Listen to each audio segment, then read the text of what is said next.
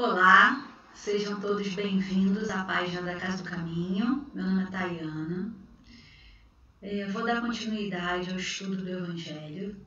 Para falar a verdade, vamos iniciar um capítulo, mas não deixa de ser a continuidade, não é? Dos estudos que nós fazemos sempre aqui no canal da casa. Como todas as outras pessoas que estão fazendo os estudos, eu reforço a importância da colaboração de todos vocês para os trabalhos da nossa casa, tá bom? Nós estamos com a campanha do cobertor, a campanha do leite, o próprio carnê da casa. Então, se voluntariem para auxiliar, tá bom? É um pedido de coração pela necessidade, cada dia aumenta mais, dos nossos irmãos, né, que são assistidos pela nossa casa, tá bom? Para iniciar o nosso estudo, eu vou fazer uma prece para que nós possamos elevar os nossos pensamentos, para que nós possamos sintonizar com a melhor vibração possível e que nosso estudo se desenvolva da melhor maneira possível. Querido e amado Mestre Jesus, muito obrigada pela oportunidade do estudo, por estarmos aqui, mesmo que de forma virtual, juntos, unidos, em prol do teu ensinamento, da tua palavra, das tuas orientações. Proteja e ampare, Senhor, cada pessoa que está passando pela dificuldade, pela dor física, pela dor moral. Ampare as famílias, ampare todo o nosso planeta. Que seja sempre em nome de Dr. Herman, nosso grande amigo, em nome de todos os nossos amigos espirituais do bem, nossos anjos da guarda, em nome de Maria de Nazaré, nossa mãe, em nome de Jesus e em nome de Deus acima de tudo, que iniciamos o estudo do dia de hoje. Que assim possa ser, graças a Deus. Pessoal, o estudo de hoje é Evangelho, tá bom? O Evangelho é uma norma de conduta, né? São os valores morais que Jesus veio passar pra gente e que a seu tempo não foram muito bem compreendidos, por muitas vezes ainda não são, mas nós já temos o adiantamento que a doutrina espírita nos dá, os esclarecimentos, as facilidades de compreensão. Então vamos lá, capítulo 5 do Evangelho, Bem-aventurados os aflitos. As bem-aventuranças, elas se tratam dos ensinamentos que nos orientam quanto à felicidade. Qual o caminho que a gente tem que percorrer para que os nossos dias sejam mais proveitosos e que nós possamos também alcançar com isso momentos melhores durante a nossa encarnação. Então, o capítulo 5, ele se chama Bem-aventurados os aflitos. A gente refletindo bastante, a gente vê que Jesus ele usava de muitas coisas opostas, né? Situações opostas. Então, pode parecer uma dúvida muito grande para aquele que não leu um pouquinho a mais, refletir assim, como o bem-aventurado, como feliz pode ser o aflito? Esse capítulo, ele é um capítulo que fala especificamente para a pessoa que está encarnada no planeta Terra. Nós aqui passamos aflições o tempo inteiro, sejam aflições voltadas para o corpo, para a matéria, sejam aflições voltadas para as nossas necessidades morais. Como assim? Vamos lá. Eu vou ler aqui para vocês verem quantas coisas podem nos causar aflições. Item 1. Bem-aventurados os que choram, porque serão consolados. Bem-aventurados os que são famintos e sedentos de justiça, porque serão saciados. Bem-aventurados os que sofrem perseguição pela justiça, porque é deles o reino dos céus. Isso está em Mateus capítulo 5, versículos 5, 6 e 10. Todo mundo chora. Todo mundo, em algum momento, se acha injustiçado. Todo mundo, em algum momento, se acha perseguido. Aí vocês podem estar pensando assim, nossa, que exagero. Nem todo mundo se acha injustiçado. Eu vou pegar um exemplo bem bobo. Quem gosta muito de futebol. Se o time perde, a pessoa acha que o time foi injustiçado. Então vejam o grau de adiantamento em que a gente ainda se encontra. A gente ainda é capaz de bater boca, discutir, ficar com raiva, sentir uma coisa ruim se um time perde. E aí a gente dá a justificativa disso ser uma paixão. É uma coisa interessante para a gente refletir. Todas as pessoas encarnadas no planeta estão suscetíveis a dores, porque o nosso corpo ele não foi feito de matéria mais fluida, ele ainda é denso. Então muitas coisas vão causar aflições, nem que seja a aflição de uma mãe por um filho que saiu para passear. É uma extensão tamanha que a gente precisa saber aplicar no nosso dia a dia. Prosseguindo. Bem-aventurados vós que sois pobres, porque é vosso o reino dos céus. Bem-aventurado vós que agora tendes fome, porque sereis saciados. Felizes sois vós que agora choram, porque rireis. Isso está em Lucas. Então, não foi apenas um apóstolo que retratou esse ensinamento. Então, vamos pensar lá nos fundamentos da doutrina espírita. A doutrina espírita, ela tem como alicerce a reencarnação. Nós que estamos aqui estudando essas parábolas, nós que aqui estamos estudando outros livros da codificação, ou obras da codificação, ou obras até de mediunidades mais recentes, obras feitas por Chico Xavier, ou demais espíritas confiáveis. A gente nota que a maior parte das pessoas está encarnada para resgatar, para expiar, né, para se pôr à prova. E essas provas causam dor. Então, como a gente tem que ter esse entendimento? A gente tem que colocar isso numa balança.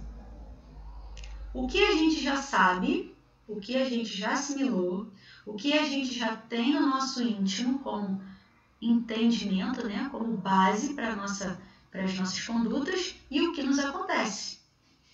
Porque, de fato, é muito fácil eu chegar aqui, ler o Evangelho e falar para que todas as pessoas tenham paciência, se sentirem fome, calma, o reino dos céus está chegando. Isso seria uma fé não raciocinada. E a doutrina espírita ela traz para a gente essa coisa também da fé raciocinada. Então, passaremos por dores, a dor nos atingirá de alguma maneira, mas como nós lidaremos com essa dor? A finalidade da doutrina espírita é que nós nos tornemos pessoas novas. Né? Lá diz homem novo, né? Mas o homem é ser humano. Pessoas novas. E o que isso significa? Que quando a provação passar por nós possamos retirar o aprendizado necessário. Em nenhum lugar aqui está escrito no Evangelho assim, vai ser tranquilo, você está agora frequentando uma casa espírita, então para você vai ser tranquilo. Não está dizendo isso, porque a gente está no mesmo barco. Está dizendo assim, olha, eu tenho aqui para você uma receita de como fazer. As leis de Deus estão na sua consciência, já estão gravadas aí. Se a gente conseguir seguir reto pelas leis de Deus, se a gente conseguir praticar, sentir, pensar, né? Nós vivemos de ação, pensamento, né? Ao contrário, sentimento, pensamento e ação. São 3 formas da gente se colocar. Se a gente conseguir praticar, né, as bem-aventuranças, né, se a gente conseguir passar por essas situações de uma maneira mais leve, de uma maneira mais consciente, isso já é notadamente um progresso. Vamos continuar. Mas ai de vós ricos, porque tendes vossa consolação nesse mundo. Ai de vós que estáis saciado, porque tereis fome. Ai de vós que agora rides, porque sereis reduzidos aos prantos e às lágrimas. Também está em Lucas. O que Jesus trazia com essas comparações, né? A gente vê isso ainda muito nos dias de hoje, né? As pessoas que têm um poder aquisitivo alto, elas também estão passando por uma provação. Não só os pobres e humildes financeiramente, né? Elas também passam por provações. Porém, muitas vezes essas pessoas elas tendem a se perder nessa caminhada, utilizando mal os seus recursos, né? Então, esse alerta que é deixado para a gente é para que a gente consiga colocar freio nas nossas vontades, nas nossas vaidades, no nosso consumismo. Não tem também, em lugar nenhum escrito aqui, que o trabalho é condenado, que você não pode trabalhar para você se sustentar, para você ter uma boa qualidade de vida. Não é isso. O que está dizendo aqui é que a gente precisa não ver o outro com indiferença, quando nós temos o suficiente, ou até nos sobra. Então, essa reflexão que vinha muito nessa forma de oposição que Jesus colocava, era para que as pessoas se alertassem com relação aos opostos, né? A gente vê muita diferença na nossa sociedade. Né? Nós temos uma sociedade com muita desigualdade. Então, que nós possamos fazer a nossa parte, né? Com certeza, a caridade, fora da caridade não há salvação, mas a caridade ela não é para ser feita sem fé. Ela é para ser feita de maneira silenciosa. Também nos é passado aqui nos ensinamentos do Evangelho. Que essa caridade ela não serve para que a gente se promova, para que a gente se exalte de alguma maneira, né, para isenção de alguma coisa, para que a gente use isso como forma de barganha, promessa. Deus não é um Deus de barganha, né? Deus é bom, justo, misericordioso. Nós temos que ter em mente que as realizações que nós fazemos, as bem-aventuranças, elas são para ser praticadas com naturalidade, né? E que se hoje a gente sofre, é por conta de alguma necessidade que nós passamos, né? E se nós não demos causa nessa encarnação, que busquemos uma encarnação em fatos anteriores, que nos são velados, né? Até para que nós possamos progredir. Que a gente não se revolte, que a gente não fique indignado. E que também a gente consiga ver até que ponto o que a gente acha que quer é necessário. Às vezes a gente está com uma futilidade tão grande, aquilo não é necessário. A gente já tem o suficiente, a gente já está bem e a gente mesmo causa aflições, causas voluntárias de aflições. Então essa, para mim, é a mensagem mais importante que tem que ficar para a gente hoje. Que nós não provoquemos causas voluntárias de aflições na nossa vida. Já nos basta, né, a cruz que a gente carrega. Vou dar prosseguimento aqui para o item 3, tá bom? Que hoje a gente vai estudar o item 1, 2 e 3. O item 3 fala sobre a justiça das aflições. As compensações que Jesus promete aos aflitos da terra só podem acontecer na vida futura. Sem a certeza do porvir, essas máximas seriam um contrassenso. Mas isso seria, né, uma questão até complicada para a gente que estuda a doutrina espírita. A gente que tem certeza da vida eterna, a gente que tem certeza que isso é um invólucro, uma durabilidade, mas que eu sou um ser imortal. Então seria até um contrassenso a gente ler que a nossa aflição ela vai passar na vida futura se a gente não acredita na vida futura. A gente precisa fortalecer as nossas bases. Tem que fazer sentido. Precisa fazer sentido pra gente. A vida futura é uma só, né? Só que a gente vai fragmentando nas encarnações. Mas a vida é uma só. E isso precisa nos bastar quando a aflição for muita. se não passar agora nessa encarnação, se a gente não conseguir superar nessa encarnação, a gente vai ter outra oportunidade para isso. Que a gente se mantenha forte, que a gente busque na prece, que a gente busque o equilíbrio no bem, que a gente já sabe que tem que fazer, não naquele bem que a gente deixa de fazer, no bem que a gente tem que fazer, para que a gente consiga tirar um pouco a visão do nosso problema, né? Essa miopia. Quando a gente trabalha em prol do outro, somem os nossos problemas, mesmo que por 5 minutos. É muito interessante. Vocês que estão me ouvindo hoje, caso não sejam frequentadores de alguma instituição, que não façam nada voltado para uma assistência social, para um trabalho voluntário, procurem fazer alguma coisa. Vocês vão ver. Meu tempo é curto, o mínimo que vocês tiverem. Faz toda a diferença. Fez muita diferença para mim.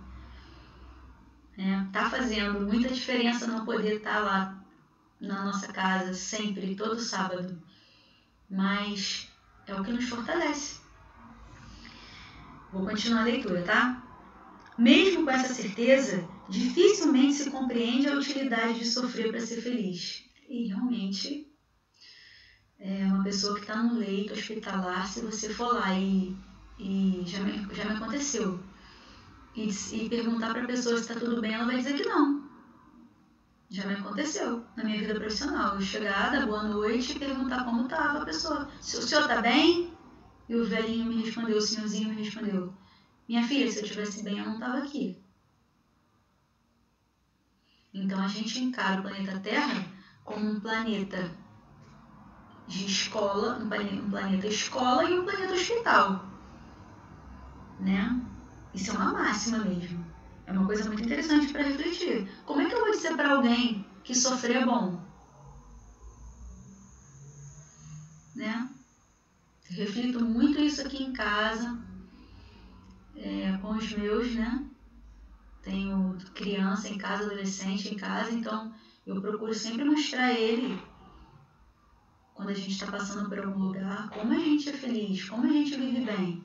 Nós temos a posse do necessário, graças a Deus,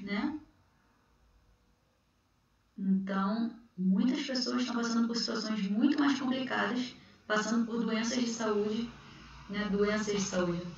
Doenças, Eu tenho uma amiga que ela vive passando perrengue de saúde e você não vê ela triste. Dá vergonha, porque eu vejo que eu tenho um cisco no olho e ela tá com problema. E ela tá segurando a onda, tá segurando a barra dela. Muito complicado, gente, porque bem-aventurados os aflitos somos todos nós. Então, a gente tem que se amparar, nós temos que nos sustentar uns aos outros, em fraternidade, em irmandade, Nós temos um grupo de WhatsApp, eu costumo repetir a mesma coisa, às vezes que eu estou falando, mas é porque é importante vocês saberem que ninguém que está aqui fazendo um estudo está em posição diferente, Nós temos um grupo de WhatsApp e vira e mexe, todo mundo pede prece. Por favor, façam prece por mim, eu preciso de ajuda. Isso não é vergonha. Não é vergonha. Pedir prece. Prece é um remédio. É um remédio que a alma precisa. Se a dor for moral, se a dor for física, seja qual for a dor. Se a dor for com alguém próximo, se a dor for pela humanidade, não interessa. A prece é o que vai fazer com que a gente eleve o nosso padrão vibratório e que a gente consiga sair dessa turbulência, dessa confusão, dessa aflição. Disse que era para ter... Peraí, gente, que eu me perdi aqui, só um instante. Disse que era para ter mais mérito. Mas pergunta-se então, por que uns sofrem mais que os outros? Por que uns nascem na miséria e outros na opulência, sem terem feito nada para justificar essa situação? Por que uns nada conseguem, enquanto para outros tudo parece sorrir? Mas o que se compreende menos ainda os bens e os males divididos tão desigualmente entre os vícios e a virtude. Homens virtuosos sofrem enquanto os maus prosperam. A fé no porvir pode consolar e proporcionar paciência, mas não explica essas anomalias que parecem desmentir a justiça de Deus. Todavia, desde que se admita Deus, não se pode concebê-lo sem a infinitude de perfeições. Ele deve ser todo poder, toda justiça, toda bondade. Sem isso, não seria Deus. Se Deus é soberanamente bom e justo, não pode agir por capricho, nem por parcialidade. As vicissitudes da vida têm, pois, uma causa, e como Deus é justo, essas causas também são justas. Eis do que cada um deve se concentrar. Deus esclareceu os homens sobre essa causa, pelos ensinamentos que Jesus, e hoje, julgando-os bastante maduros, podem compreendê-los, revelá-las inteiramente pelo Espiritismo. Então, voltando e repetindo, não é possível conceber que Deus joga dados com o universo. Um famoso físico já dizia isso pra gente, né? Einstein já dizia isso pra gente. Não é possível conceber uma sorte, um dado jogado. Uma pessoa nasce bonita, outra feia, uma deficiente, outra sã, uma muito pobre, outra muito rica. Não é assim que a banda toca. A gente nasce com as situações necessárias para o nosso progresso. Se é pobreza, a pobreza. Se você tem um talento, vocês lembram da parábola dos talentos? Se você tem um talento e você faz mau uso desse talento vai ser retirado. Então, se aquela pessoa ela está numa situação de extrema pobreza, será que ela utilizou mal a riqueza? Se aquela pessoa está num estágio de deficiência mental, será que ela usou mal a inteligência? São esses os pensamentos que tem que passar pela nossa cabeça. Não uma revolta se voltando para uma escolha divina. Não é Deus que vai fazer com que você esteja numa situação difícil. É uma reparação à lei de Deus que talvez te coloque hoje numa situação difícil. E a gente passar com resignação por essa provação, por essa situação, vai fazer com que a gente supere a prova. O que é a prova na escola? Não é o teste para saber se você sabe ou não a matéria? Então, por aí a gente já tira o que a gente está passando. Se a prova te parece muito difícil, é porque você se colocou numa situação de muitas dificuldades e, em um planejamento, lhe foi permitido estar passando por essas dificuldades agora. Aquela máxima, que antigamente eu achava até chato. A pessoa chegava e falava assim para você: Deus não te dá uma prova maior do que você pode suportar. Mas no momento da prova você não quer saber disso. Você está sofrendo. Por isso eu reforço: a prece. Se volte para você, para o seu mentor, que muita gente chama de anjo da guarda. Peça auxílio. Ele vem. Então aqui as analogias, com choro, com sofrimento, com pobreza, com doença, essas analogias são porque a gente está nesse planeta ainda. O nosso planeta ainda está nesse estágio. E isso ainda é uma característica que nos faz sofrer. A aflição. Mas essa aflição, ela tem essa justificativa que já foi dada. Ela está diretamente ligada às nossas próprias condutas. Então, que nós possamos passar sem revolta, sem esses porquês, por que comigo? Sem essas lamentações. Porque não sendo fácil, não significa que é impossível. Às vezes a gente fica imaginando, por que comigo? Por que agora, nesse momento da minha vida? porque essa dor, mas tem uma finalidade, e a finalidade é o aprendizado, é a lição, é a reforma íntima, o aprendizado para que nós nos transformemos. A aflição está ali para isso, para que nós nos transformemos. Não é raro a gente conversar com uma pessoa que passa por uma dificuldade muito grande e essa pessoa relatar que se modificou. Esse é o ideal. É que a pessoa consiga extrair dessa aflição, extrair dessa dor, né, o aprendizado necessário para se voltar para um novo eu, um eu melhor. A lei é de progresso. Que a gente não esqueça jamais. A lei é de progresso. Por mais que a gente olhe para o nosso irmão, para a pessoa que está do nosso lado, e a gente pense assim, meu Deus, por que ainda faz isso? Significa que essa pessoa ainda não compreendeu. Nós estamos hoje na nossa melhor versão. E aquela ali talvez seja a melhor versão daquela pessoa. E aí a gente se coloca no lugar, né? Imagina Chico olhando pra gente hoje. Pensando assim, caramba, aquela pessoa ainda faz isso? A gente ainda comete muita falta. E faltas que podem nos proporcionar aflições futuras, não bastantes que a gente já tem. Então, meus amigos, esse foi o estudo do dia de hoje.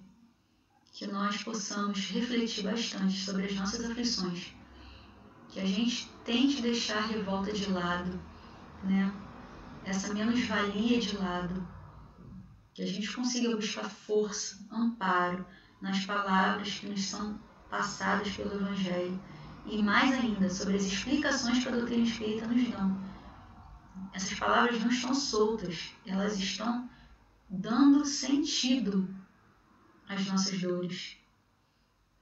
E como Maria disse, né, para Emmanuel passar para Chico, isso passa, isso também passa. Então desejo a vocês toda força, toda coragem, para que vocês consigam passar pelas suas aflições, sejam elas dores físicas ou dores morais. Tá? Nós estamos aqui vibrando por todos vocês, certos, confiantes que Deus vai nos auxiliar para que logo a gente possa estar junto na nossa casa, que já está retornando às atividades, tá bom? Para terminar, eu vou fazer um Pai Nosso, para que a gente possa continuar com a nossa vibração lá em cima, tá? Pai nosso que estás no céu e em toda parte, santificado seja o vosso nome, em louvor de todas as coisas, de todas as criaturas. Venha a nós o teu reino de amor e sabedoria. Seja feita a tua vontade santa na terra, como em todo espaço sem fim. O pão nosso do corpo e da alma dai-nos hoje e sempre. Perdoa-nos, Senhor, as nossas dívidas. Ajuda-nos a perdoar os nossos devedores com o esquecimento de todo mal. Não nos deixeis cair nas tentações de nossas próprias inferioridades. E livra-nos do mal, provindo do interior e do exterior. Pois teus são o reino, o poder, a glória, as bênçãos, o amor e a majestade para todo sempre. Que assim possa ser, graças a Deus. Então, muito obrigada e fiquem com Deus.